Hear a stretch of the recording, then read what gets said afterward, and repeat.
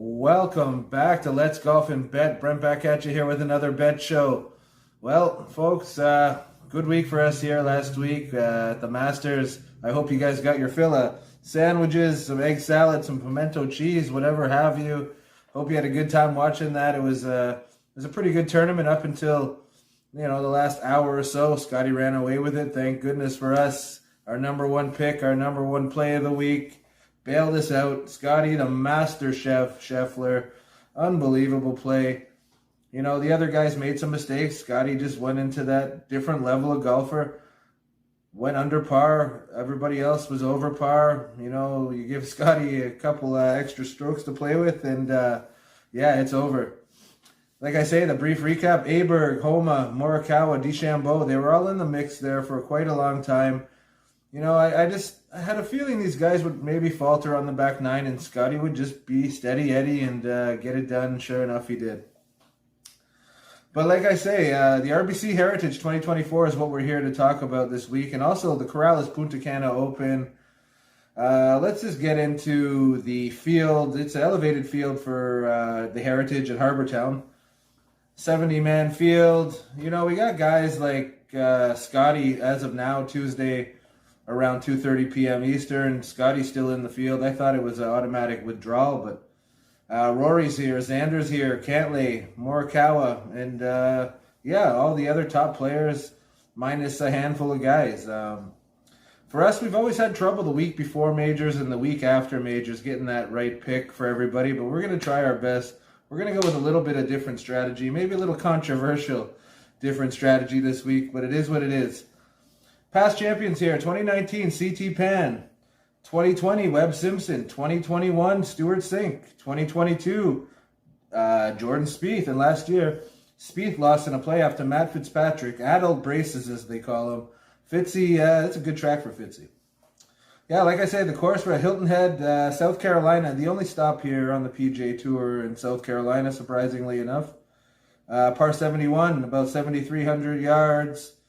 Smallish greens, Harbour Town, Bermuda grass. It's a peat dye.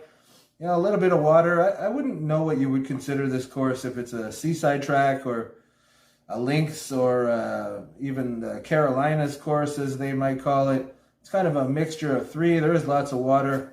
There is lots of trouble along the way for, bad shots, especially on that really tough 18th hole at Harbour Town, where the tide actually can determine some extra lost balls or not, depending if the tide's in or out.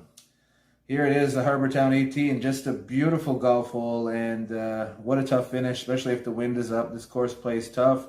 If it's down, it's a birdie fest. So we'll have to see how that goes. The weather, nice dry weather, 8 to 20k winds throughout the week. Sunday is the only real threat of tough conditions as of right now, but it looks like a pretty good week. Key stats we're looking at: strokes gained approach, like every week. Yeah, you got to be good 150 to 175 yards. Strokes gained around the green here is just a huge stat. There'll be a lot of guys up and down, especially if the wind blows. Strokes gained out of the bunker, greenside bunkers specifically. Guys that drive the ball accurate. 3-putt avoidance, bogey avoidance. Like we said, we're going to play that every week and go from there. What else do we got? Those guys that don't mind playing in the wind, and those Pete Dye specialists. Pete Dye is the course designer here. Has maybe 10 stops along the PGA Tour season. And certain guys pop on those tracks. So we'll have to see how that goes. Our model, like I say, this might be a little different strategy for us. The model we ran is a little different. We're kind of keeping out the guys that were in the fire last week, minus a few guys, but we'll see how it goes. Number one pick, 10 to 1, Xander. Xander's been in some pretty good form of late, always hanging around the lead. Number 2, Ludwig Åberg. After a fantastic Masters, the young man's probably gained some momentum from last week, feeling at the top of his game. You pick Ludwig up at 13 to 1, not a bad number. I don't mind that Ludwig was in the fire. He's a young gun. He should be ready to go, raring to go. Number 3, Shane Lowry, horses for courses, 45 to 1. We picked up Shane. What a good number. Led the field last week at the Masters in strokes gained approach. somehow finished down the leaderboard, losing 8 strokes putting. Let's see how that goes this week, Shane. Let's get that putter rolling. Number 4, Cam Young, 28-1. I'm not much of a Cam Young guy, but big on him this week. Number 5, Matt Fitzpatrick, last year's champion, 28-1. Number 6, Tommy Fleetwood off that T3 finish last week at the Masters with the local caddy. Great story. What a payday for that local caddy. Number 7, Cam Davis, 60-1. I believe the number was a lot higher earlier in the week. Number 8, another number that dropped a lot later in the week. Tom Kim, got him at 50-1. I believe he opened at 80. And number 9, another horses for courses, a guy that hangs around the lead. From my experience, if Xander's hanging around, Cantlay hangs around on the same kind of track. So we got Cantlay 14-1. And number 10 on the list, Lucas Glover, 70-1, had a good Masters last week, and like this track for him. He can ball strike his way around, get that putter hot. Lucas, let's go. Yeah, like I was saying, that's some tough fades on that list there this week.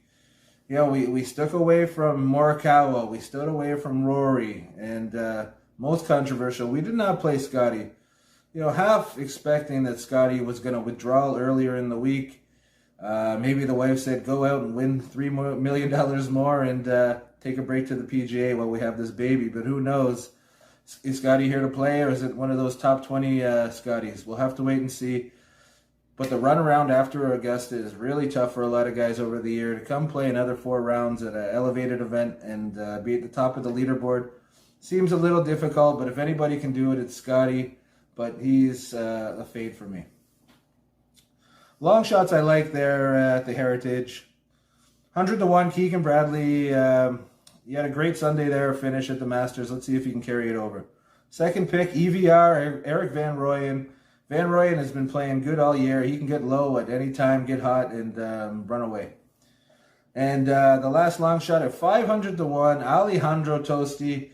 Tosti's becoming one of my favorite young players, or not young, rookie players on the tour. Just zero fucks given, as you want to say. What a guy. He's there for the money. He's not there to make friends. He's a real gamer. Now, like I say, it's also the Corrales Punta Cana Open. That's over in the DRC, Dominican Republic. Seaside Golf Course. Usually a birdie fest. I'll give you 3 players that stood out to me for that track in that event. At Corrales, I like Kevin Yu at 33-1. He's been sniffing around the lead a lot this year.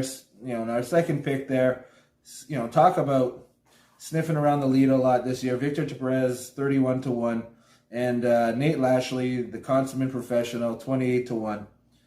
Also, as a long shot there, you know, the future star, Pearson Coody, he really stood out to me. It's at 220-1 now.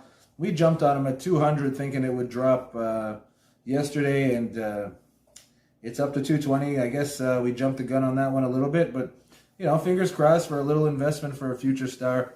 Why not? Why not? Well, man, it seems like it's going to be a real good weekend, full weekend of golf. Watch golf in the morning, watch golf in the afternoon. Sounds good to me. Now I'll give you my personal bet card for the week. My first play at 28-1, Cam Young. You know, I think it's time for Cam to get it done. We'll have to wait and see. Second pick of the week for me, Shane Lowry, the big Irishman, former Open champion. Really loves his track. A lot of top 5 finishes here. Our third play, we're going to have to go 50-1, Tom Kim. What a great track for Tom.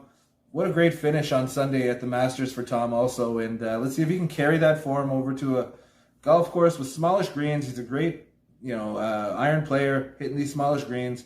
Like I always say, get the putter hot. Let's go. And our last play over there at the Heritage this week, Lucas Glover, 70-1. Ball strike your way around there, Lucas. Now, our Corrales plays, like I said earlier, the plays I liked. Nate Lashley, 28-1. Kevin Yu, 33-1. And Pearson Coody, 200-1. Like I always say, folks, you guys play responsible. Continue to be winners. Now let's win some money. Good luck this week.